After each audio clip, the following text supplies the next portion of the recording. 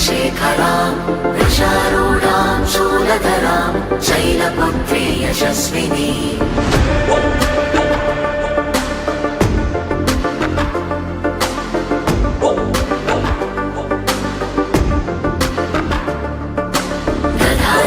दधानाकरपद्माभ्याम् अक्षमालाकमण्डलो देवी प्रसीदतु मयि ब्रह्मचारिण्यनुत्तमा